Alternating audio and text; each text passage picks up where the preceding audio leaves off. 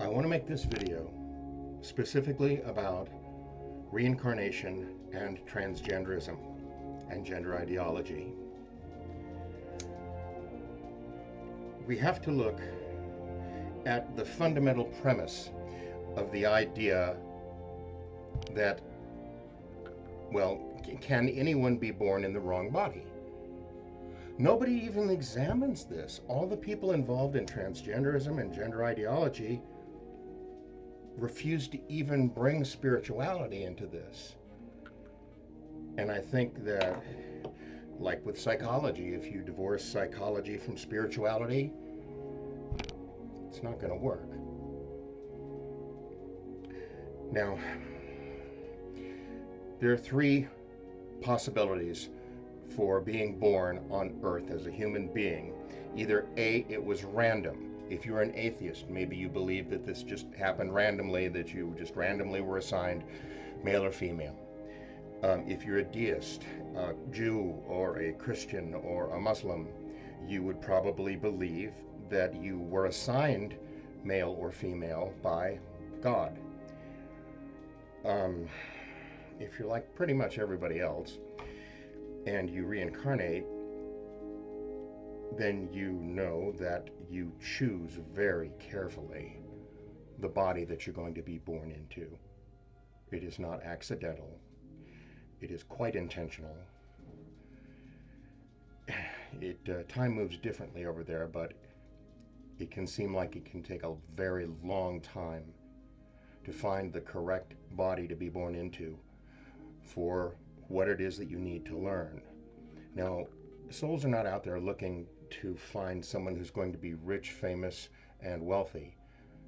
Those ways are not the quickest way to learn on Earth.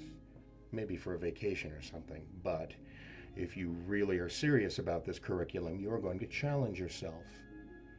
You might be born in races that you have felt antipathy towards in the past. If you were a slave, you might end up being a master. If you were a master, you can end up being a slave.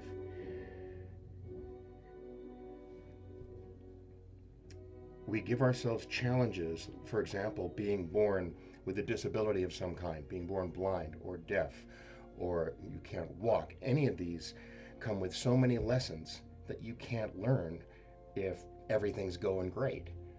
Now, it's great to be born into an athletic body. That's awesome. It's an interesting choice. You know, there's things to be learned from that, but there's also things to be learned from being disabled, from maybe having to spend your life in a wheelchair or in the dark or in the silence. In addition to being born as pretty much every race on Earth over all the thousands of years we've been doing this, you also have to be both male and female at one time or another. And if you get an imbalance going here where you seem to lean a little too far in one direction, you may need to correct that. It is perfectly normal for every man to have feminine feelings and for every woman to have masculine feelings, because we have been both male and female over and over again. Nobody is just female. Nobody is always just male. You got to do both. But for us to think that a boy who plays with dolls should be castrated, or a little girl who's sort of a tomboy should have her breasts removed, is patently insane. Transgender people chose to come as either male or female. At some point in everybody's life, especially around adolescence and puberty, a person realizes that this is not who you are. This flesh, this crude matter, as Yoda would say, this is not who we are. And so people start to question this, and some of them go into spirituality to find out who it is they are. But some of them think that the quick fix is they were born as the wrong sex. And that doesn't happen because you choose the sex you were born as. It may be that some people want to have the experience of being transsexual, of doing what they can. But of course, the medical procedures, the hormones, the operations are horrific. They're medieval leechcraft. People are starting to see the truth. They're seeing the pictures of what this really means and realizing that no, you can't change sex. These cosmetic medical procedures do not change a man into a woman or a woman into a man. What they make is a sterilized eunuch that's really not quite male or female, but kind of neutered, like a gelding. People who have gender dysphoria need counseling and compassion and psychological care, not surgery.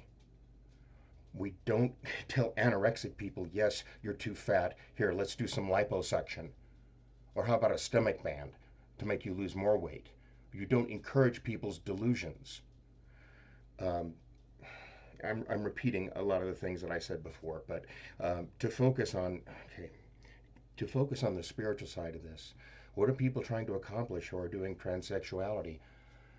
Everybody wants to rebel. Every generation has a different way of rebelling, and since in the rebellion of the 60s was pretty severe, so to top that, it's like Dirty Harry has to have a bigger gun in every movie, until he's got a Laws rocket in one of them. So we've been rebelling since the 60s, and each generation has tried to top the previous one as to rebellion, and now we've reached a point where we're kind of all the good rebellion stuff is gone. So they're branching off into this weird stuff like, I want to change my sex. That's just wrong-headed. People need to be able to understand that it's okay to have feminine feelings if you're a man, because you've been a woman so many damn times, and it's okay to have masculine feelings if you're a woman, because you've been a man so many times, and you will again and again and again for quite some time. So get used to it. Don't hurt yourself. It used to be that when people were cutting themselves or hurting themselves, we stop them from doing that because it means they are mentally ill. And for God's sake, we don't do it to children. So we're going to need a lot of compassion in helping the detransitioners to deal with what they've done to themselves, in helping psychologically the parents who bought into this. The fathers said, okay, castrate my son. Or the mothers who said, okay, cut the breasts off my 13-year-old daughter. When these parents realize what they've done and how they were taken, I really can't imagine the state of mind of that parent.